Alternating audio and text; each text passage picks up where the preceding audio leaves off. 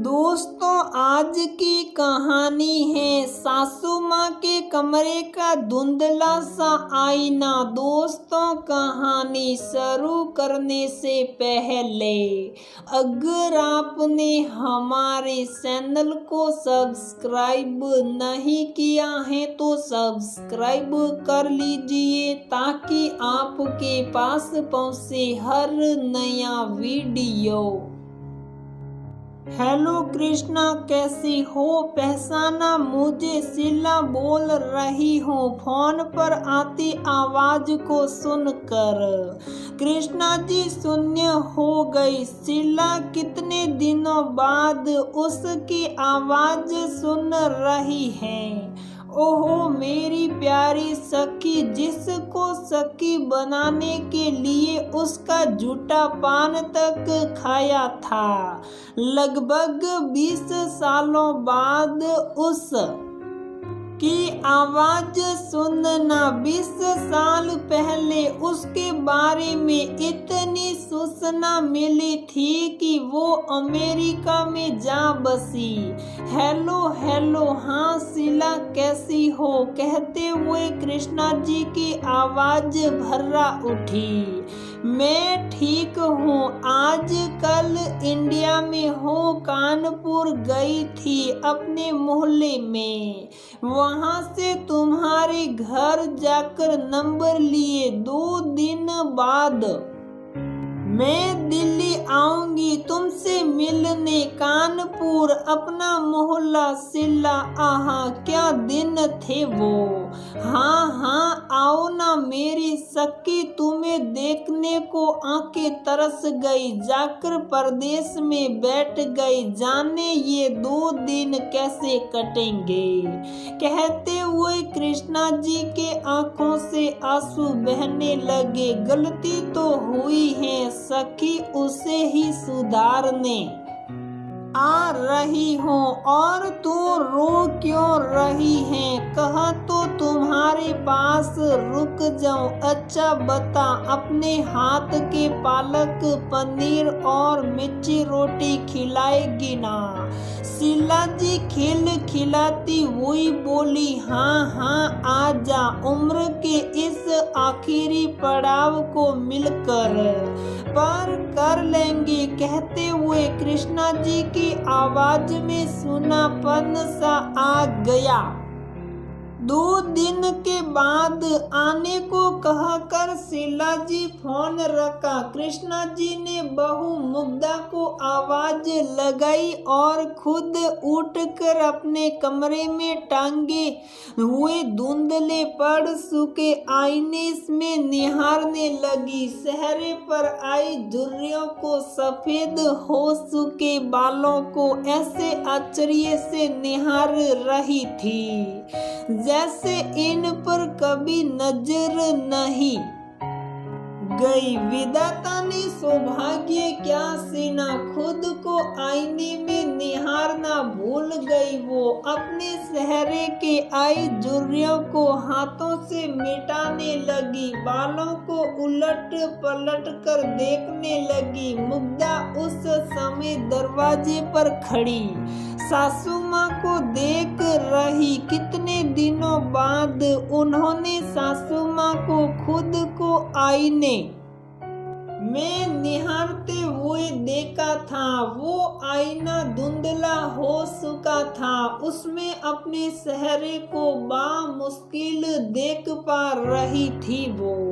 माँ क्या हुआ? आपने बुलाया और आप आईने में ऐसे क्यों देख रही हैं? क्या हुआ?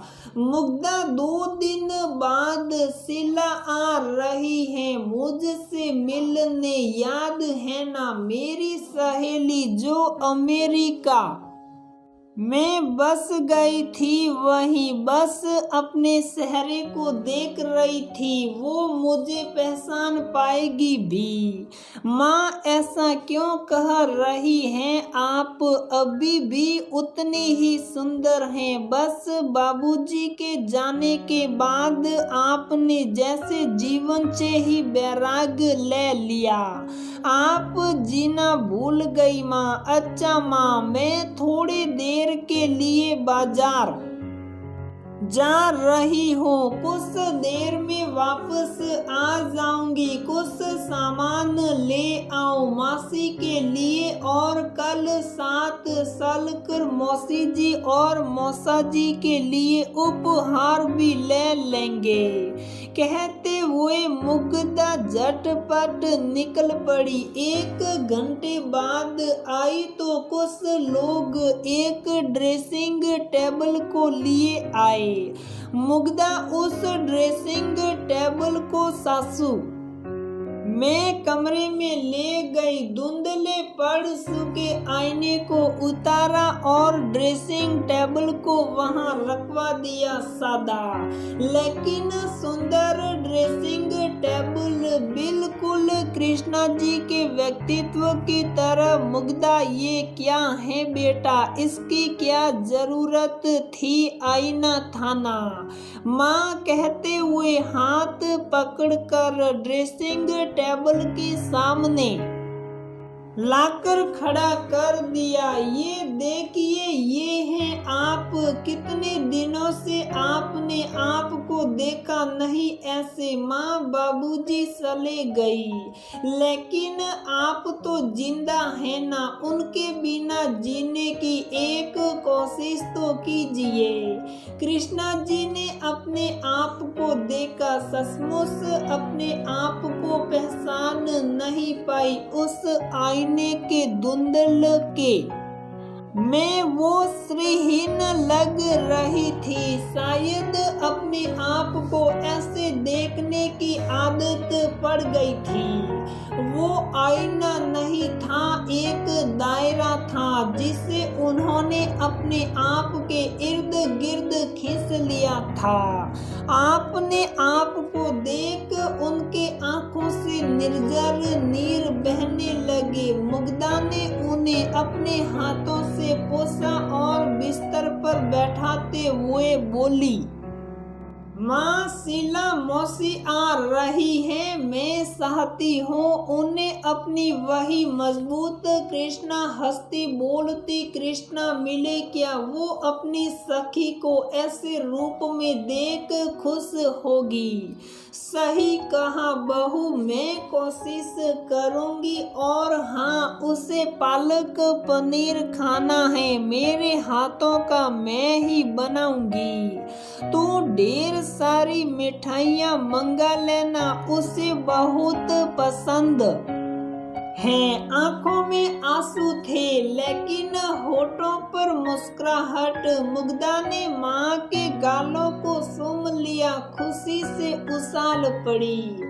माँ सब हो जाएगा, चाहिए अपनी अलमारी खोलिए, आपके लिए साड़ी मैं पसंद करूंगी। उस दिन आपको अपनी कोई रेशमी साड़ी पहनी होगी।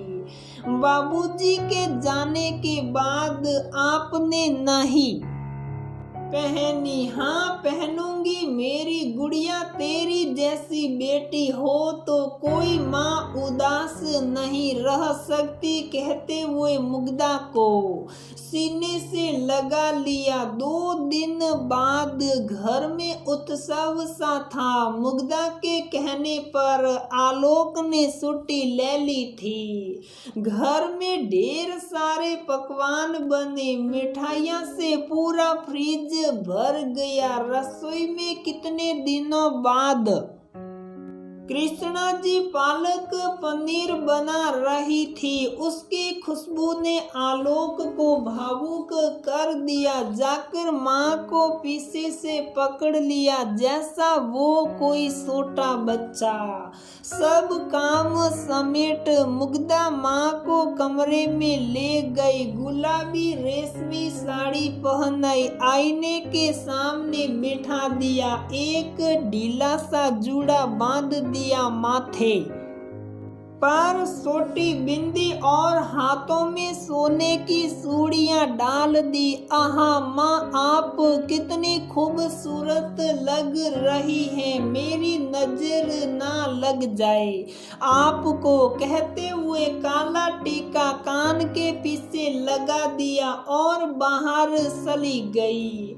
कृष्णा जी ने अपने आप को देखा। पूरे 10 बरस बाद अपने आप को ऐसे देखा, लगा जैसे उस आईने के धुंधलके में कहीं खो सी गई थी, जैसे जीवन में कुछ बसा ही नहीं था। अपने आप को निहारते हुए आंखें सलसला गई। जल्दी से उन्हें अपने आंचल से पूछा। तब तक मुग्धा आलोक को लेकर आई। अपनी माँ का ये रूप देख आलोक उनके सीने से जा लगा, जैसे खोई हुई माँ मिल गई। छोटे बच्चे सा बिलक उठा आलोक। आलोक ऐसा क्या हुआ? बच्चे मैं हूँ तो तुम्हारे पास। अच्छा जाओ तो मुँह हाथ धो लो।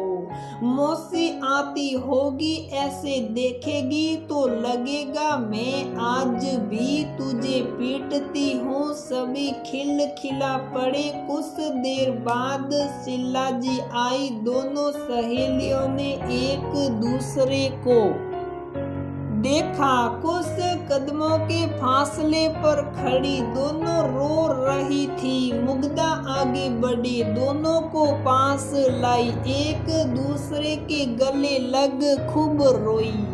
दोनों सखियां कृष्णा जी को सौभाग्य विहीन देख शीला जी बिलक पड़ी।